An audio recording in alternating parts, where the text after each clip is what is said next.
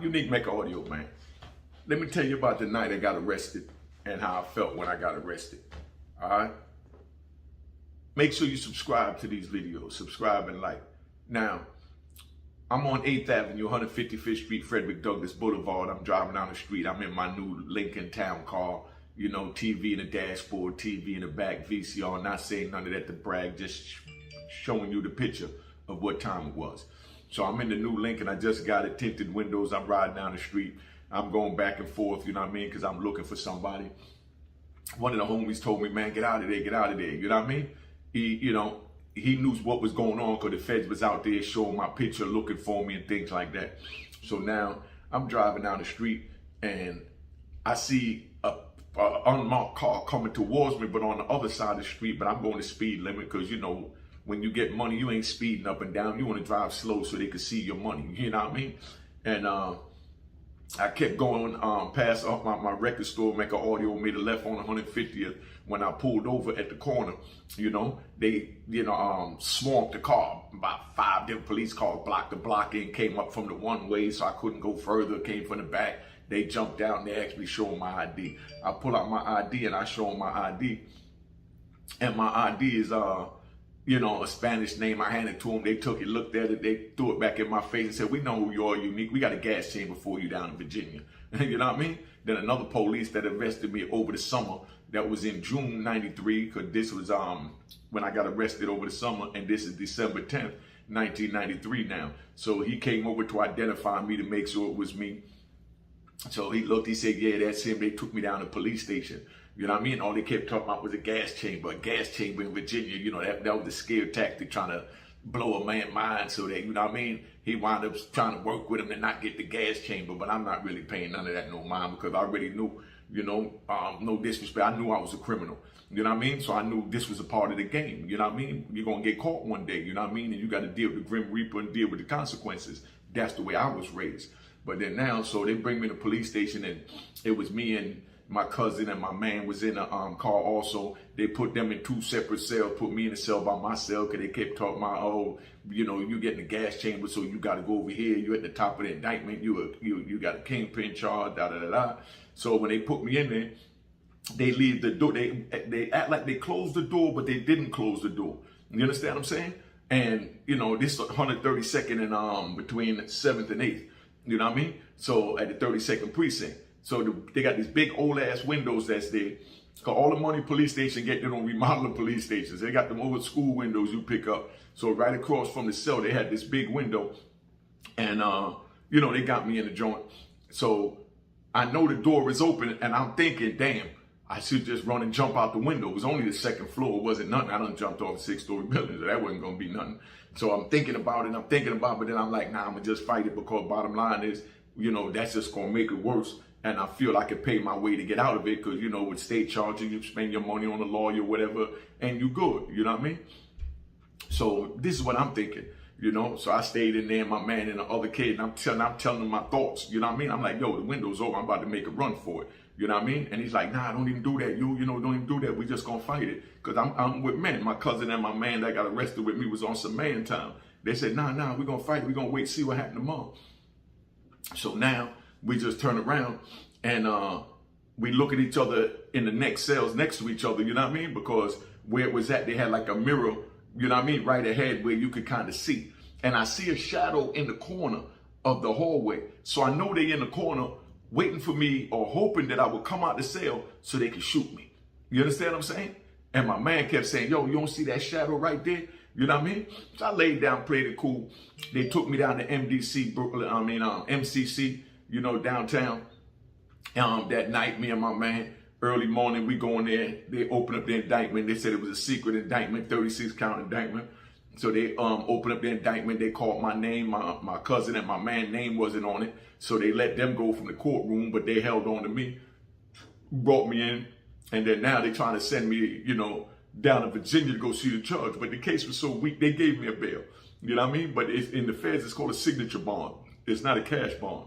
Somebody got to either have a job that worth the $100,000 bill they gave me, or they got to have property worth $100,000. That's the only thing they took in the feds back then. I don't know how they doing it now. That was back in '93.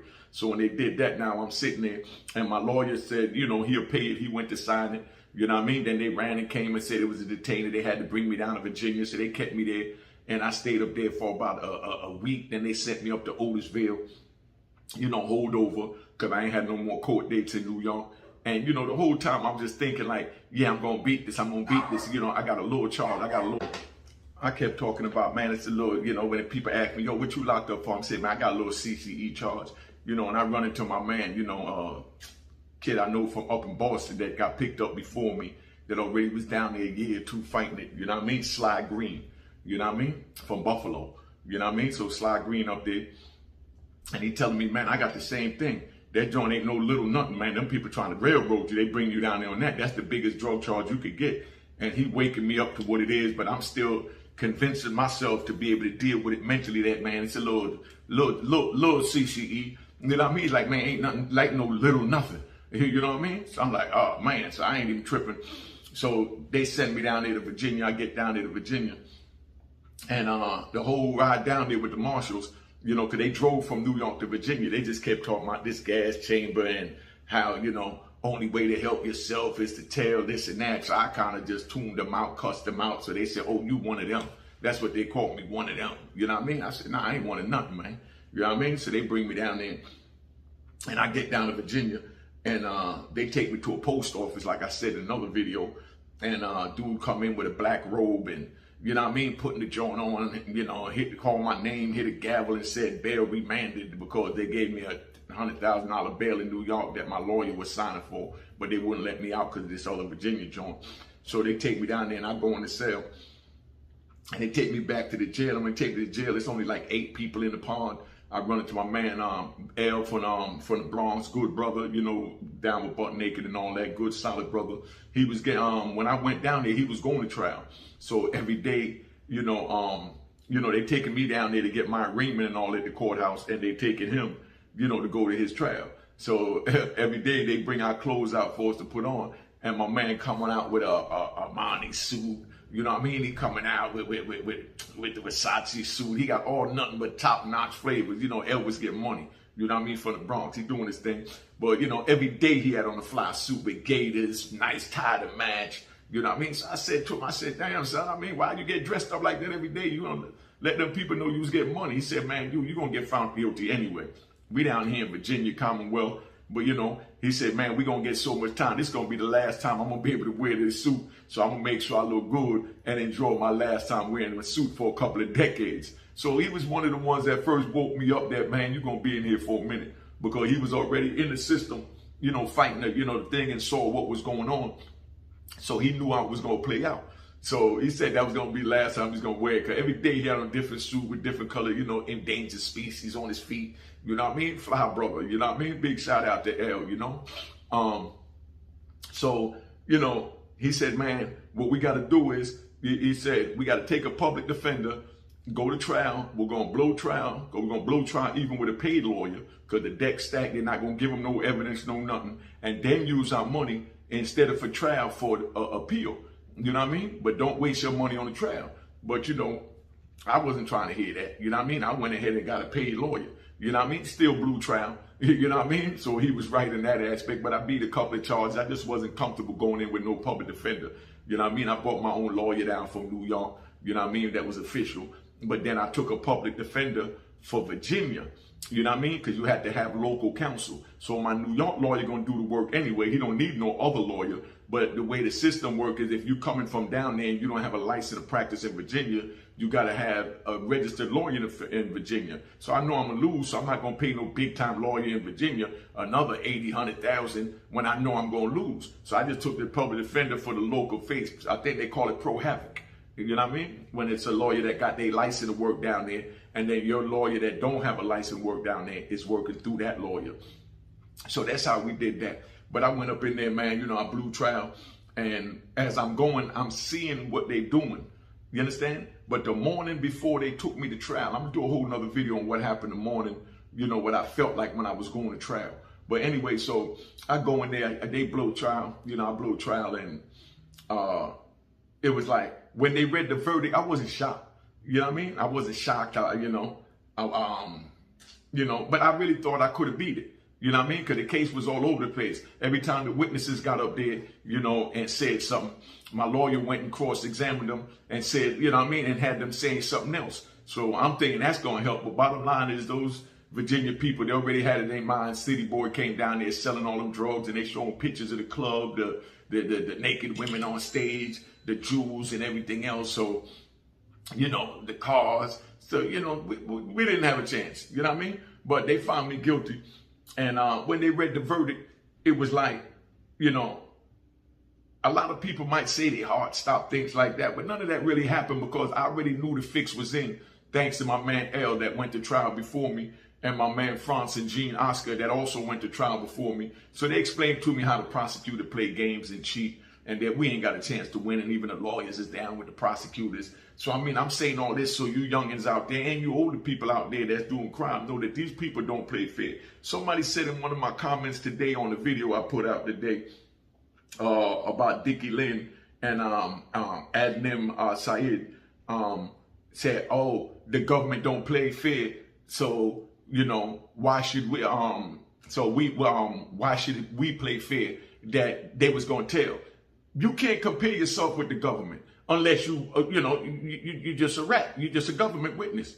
You know what I mean? If you with the government, you with the government. But you can't say you're a criminal and then compare yourself to the government. You expect them to cheat because if you could cheat to win, you're going to cheat to win. You know what I mean? But that don't mean cut corners and bring your brother in. You understand what I'm saying? And that's what a lot of people get mixed up. But I'm not going to get on that topic right now. I just wanted to be known that just the way I felt, man, it was like crazy because my pride was up. It was just all pride at the time. You know what I mean? My chest up. I'm feeling like, don't let them see you sweat. Take it like a man. You know what I mean? It's like you standing there and, you waiting for somebody to punch you in the face and you can't flinch. You understand what I'm saying? You just got to take it to show them that you're man enough to take it. You know what I mean? That's how I felt when they gave me my, when they read the verdict. You know what I mean? I just, I took it. I didn't want the jury to see me, and I didn't want them to see me, or none of that. You know what I mean? Now, if they would have said not guilty, who knows what I would have did. But once they said guilty, and I know I'm getting ready to go in this system and go to fight, man, I couldn't let them see me being weak, man. But that's why I tell the youngins, don't get involved so you don't have to put yourself in that situation, because you can't imagine what it was like for me to hold myself together. You understand what I'm saying? While I'm hearing these people saying guilty and I know I'm getting ready to get life. This ain't even a sentencing. This is just at the trial phase. You know what I mean? This is just at the trial phase. So don't say I didn't tell you, man. I'm not going to keep you here all day with that. I just wanted to tap in real quick and just give you a quickie, man. But, it is what it is. You know what I mean? It's Friday. Enjoy your weekend. Make sure you cop the book of Rowan Harlem at rowanharlem.com. Make sure you subscribe and like the video. Oh, yeah. And tap in to Unique Mecca Audio TV. I'm going to put up some prison stories that y'all haven't seen yet over there, and some prison lives where I interviewed other men and women that was in the prison system. They over there at Unique Mecca Audio TV at YouTube. Unique Mecca Audio TV at YouTube is where I'm going to put my live prison videos at, and I'm eventually going to start holding the lives from over there instead of over here to take up room. You know what I mean? And just give you, the jewels over here. So remember, like I'm telling you, don't get involved in crime. Don't do it. It's not worth it. End the story. And go cop the book of Rowan Harlem. All right? Like and subscribe this joint, man. Cheers. Cheers. Toast the crime. Toast the crime. The crime. The crime. The crime.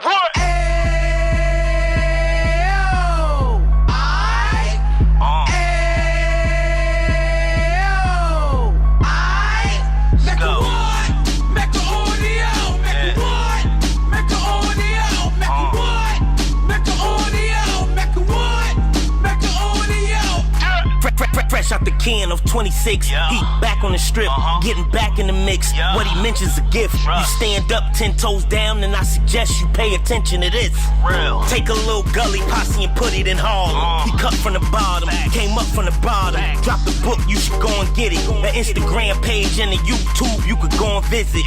Then you could consider yourself LinkedIn. Sit front row and get Jews from a kingpin. How he went through it, so you ain't gotta go do it. To not pay attention would be stupid. Talking about a man man that probably put your grandfather on. Probably the reason that him and your grams got along. A man that generated millions on the block, did his time, never squilling to the cops, Mecca audio.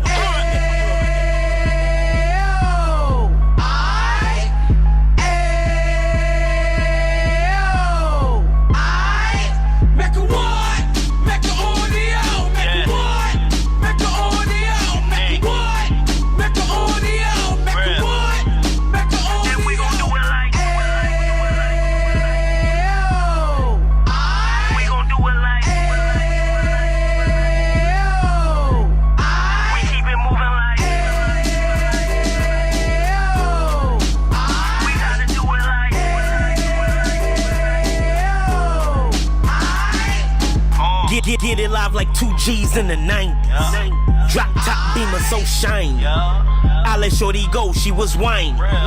Treat her like my past, she behind me.